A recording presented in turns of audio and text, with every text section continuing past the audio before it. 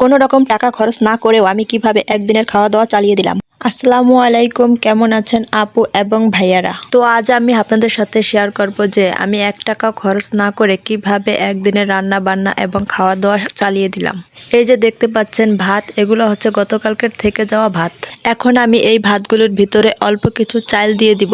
ভাত আর চালগুলোকে একসাথে পরিষ্কার করে ধুয়ে নিব। কিছু পানি দিয়ে তারপর চুলায় বসিয়ে দিব রান্না করার জন্য। এখন আমি টমেটো কেটে নিব, আর এই টমেটোগুলো আমি বাজার থেকে কিনে আনিনি, এগুলো আমাদের জমির টমেটো। আর এই দুষ্টুটাকে আমি বলছিলাম যে টমেটো দাও, আমি রান্না করব, সে আমাকে টমেটো দিচ্ছিলই না। ওর কাছে টমেটো চাইলেই ও আমাকে টমেটো না দিয়ে শুকনো বড়ি দিয়ে 2 হাত অভিনয় করে বলে শেষ আর নেই আমার কাছে। এগুলো গাছের পাকা একদম ফ্রেশ টমেটো। আর এই যে কালো বেগুন, এগুলো আমাদের জমির বেগুন। দেখো কাজ, সবজি ধোয়ার জন্য আমি পানি এনেছি, আর আমার ছেলে পানিগুলো নষ্ট করে কি করতেছে। একটা বেগুন আমি কেটে নিয়েছি, বেগুনের ভিতর একদম ফমের মতো, কোনো রকম পোকাও নেই। যে কোনো কিছুই হোক না কেন, নিজেরা চাষ করে খাওয়ার কোনো তুলনাই হয় না, তার স্বাদ তো ভিন্ন রকম থাকে।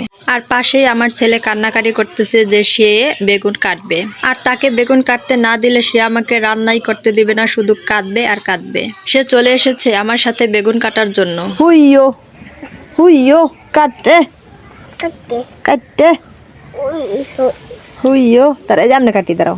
এইভাবে কেটে দেখি পোকা আছে কিনা ভিতরে। হ্যাঁ, কাটে না কেন রে বাবা, বল দাও জোরে জোরে। রে, এই তো বেগুন কাটা হয়ে গেছে, এখন তুমি এখান থেকে যাও, আমাকে কাজ করতে দাও। দেখছো কত সুন্দর। একটু পোকা নাই। ইয়া সুন্দর। যাই হোক, সবজি কাটতে কাটতে আমার ভাত প্রায় হয়ে এসেছে। এখন আমি আপনাদের দেখাবো ভাত। একটু খেয়াল করে দেখুন যে সেই ভাত আর চালের কোনো পার্থক্য আছে কিনা। আর এই ভাতগুলোকে ঝরা দিলে একদম নতুন ভাতের মতো ঝরঝরে হয়ে যাবে। এখন আমি ভাতগুলোকে ঝরা দিয়ে দিব। ভাত ফুটে গেছে আমার, এই তো ভাত আমি ঝরা দিয়ে দিয়েছি।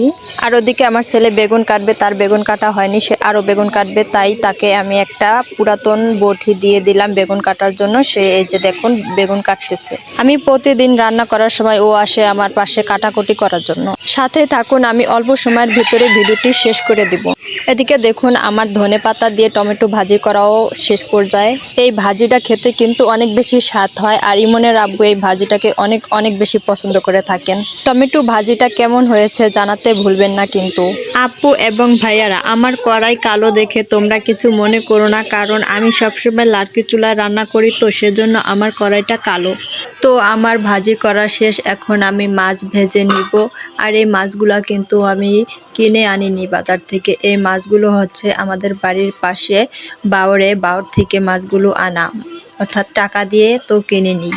এই মাছগুলো আমি রান্না করব না, শুধু ভেজে রেখে দিব, কারণ আমার বাচ্চারা ভাজা মাছ অনেক পছন্দ করে, রান্না মাছটা ওরকম খেতে চায় না ওরা। তো আমার মাছ ভাজা হয়ে গেছে, এখন আমি একটি নতুন রান্না করব। এগুলো আমি আমার জীবনে কখনোই রান্না করিনি, এই প্রথম আমি এই রান্নাটা করতেছি।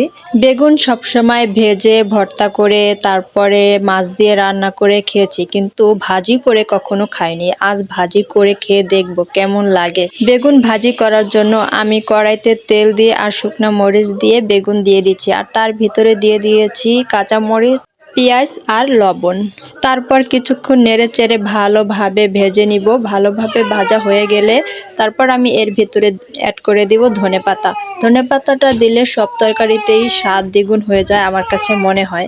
এই যে ভাজিতে আমি ধনেপাতাগুলো দিচ্ছি, এই ধনেপাতাগুলো আমাদের জমির ধনেপাতা, এগুলো আমি কিনে আনিনি। আর ধনেপাতা সিজনে ধনেপাতা ছাড়া কিছু রান্না করলে রান্নাটা লাগে যেন অসমাপ্ত থেকে যায়। এতক্ষণ ধরে আপনি আমার ভিডিওটি দেখলেন, আপনাকে আমার পরিবারে দাওয়াত রইল যে আপনি আমাদের বাড়িতে এসে কিছু টমেটো, কিছু কালো বেগুন, কিছু ধনেপাতা নিয়ে যাবেন। আর এদিকে আমার রান্না বান্না সব শেষ। আর এরই মাঝে অফ ক্যামেরায় আমার গোসল, ছেলেদের গোসল, তারপরে ঘর ঝাড়ু, উঠান ঝাড়ু ইত্যাদি ইত্যাদি সব কাজগুলো সেরে ফেলেছি। আর এখন আমি আমার ছেলেকে খেতে দিয়েছি ভাজা মাছ দিয়ে, আর টমেটো ভাজি আর বেগুন ভাজি দিয়ে। আর আমার ছেলে ভাত খাবি কি, সে সারাক্ষণ টিভির দিকে তাকিয়ে থাকে। 2 ধরনের ভাজিটাই খেতে অনেক দারুণ হয়েছিল। তো এইভাবে আমি আজকে রান্না বান্না খাওয়া দাওয়া সেরে ফেললাম, আর সাথে কিন্তু টমেটো সালাদও ছিল। তো ভালো থাকবেন, ধন্যবাদ আপনাকে আমার ভিডিওটি দেখার জন্য। আবার আসবো অন্য এক ভিডিও নিয়ে, ততক্ষণ সুস্থ থাকবেন। আল্লাহ হাফেজ।